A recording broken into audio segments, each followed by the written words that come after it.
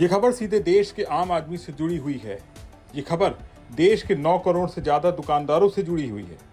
अगर भारत ने अमेरिका की बात मान ली तो देश के करोड़ों दुकानदारों को सबसे बड़ा झटका लगने वाला है। आप सोच रहे होंगे ये पूरा मामला क्या है, तो बता दें, अमेरिका ने भारत पर 26% टैरिफ लगाया है, जिसमें 90 दिन की राहत दी गई है। लेकिन अभी दोनों देशों के ट्रेड एग्रीमेंट को लेकर बातचीत चल रही है।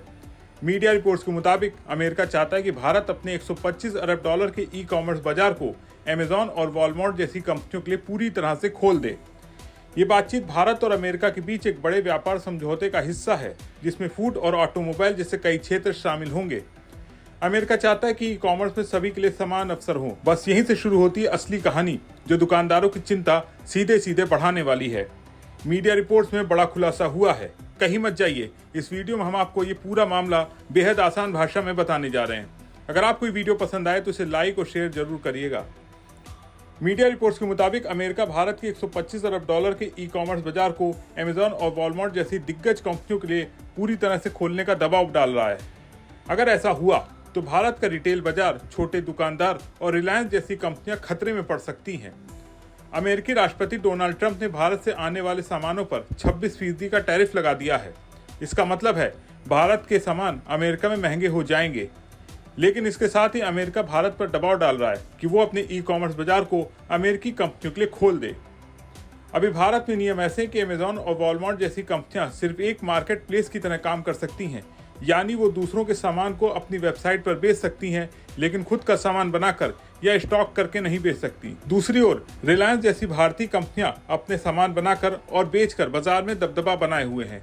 अमेरिका इसे गैर टैरिफ वादा कहता है और चाहता है कि ये नियम बदलें। ये दबाव कोई नया नहीं है। साल 2006 से अमेरिका भारत के बाजार को खोलने की कोशिश कर रहा है, लेकिन हर बार नाकाम रहा। इस बार माहौल गंभीर है। अमेरिकी उपराष्ट्रपति जेडी वेंस भारत आकर पीएम नरेंद्र मोदी से मुलाकात की है। दोनों देशों ने व्यापार समझौते की शर्तें तय कर ली हैं, लेकिन मीडिया रिपोर्ट्स बताती हैं कि ट्रंप की सरकार अमेजॉन और वॉलमार्ट के साथ मिलकर रणनीति बना रही है। वॉलमार्ट के सीईओ डग मैकमिलन ने खुद ट्रंप से इस मुद्दे पर बात की है। भारत की ई कॉमर्स बाजार में रिलायंस, अमेजॉन और वॉलमार्ट की फ्लिपकार्ट के बीच जबरदस्त जंग चल रही है। रिलायंस भारत की सबसे बड़ी रिटेल कंपनी है, जिसका सीधा मुकाबला अमेजॉन और फ्लिपकार्ट से है। बैंक ऑफ अमेरिका के मुताबिक फ्लिपकार्ट के 5 करोड़ डेली एक्टिव यूजर्स हैं, जबकि अमेजॉन के 4 करोड़। लेकिन अगर अमेरिका के दबाव में भारत ने नियम बदल दिए तो अमेजॉन और फ्लिपकार्ट को रिलायंस जैसी ताकत मिल जाएगी। वो अपने गोदामों में सामान रखकर सीधे बेच सकेंगे, जिससे छोटे दुकानदारों और रिलायंस की मुश्किलें बढ़ेंगी। फ्लिपकार्ट ने हाल ही में टैक्स फायदे के लिए अपना बेस सिंगापुर से भारत में शिफ्ट किया, लेकिन प्रतिकूल नियमों की वजह से उसका आईपीओ 2025-26 तक टल गया है। इन सब के बीच सबसे बड़ा डर है 9 करोड़ छोटे दुकानदारों का।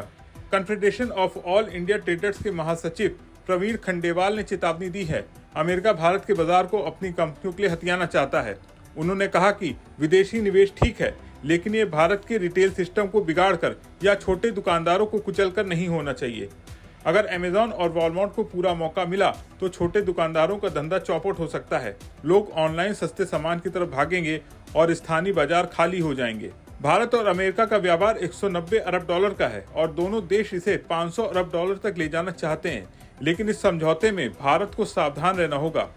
अगर हमने बाजार खोल दिया तो रिलायंस जैसी कंपनियां और छोटे दुकानदार मुश्किल में पड़ सकते हैं, और अगर समझौता नहीं हुआ तो 26% टैरिफ भारत के निर्यात को नुकसान पहुंचाएगा।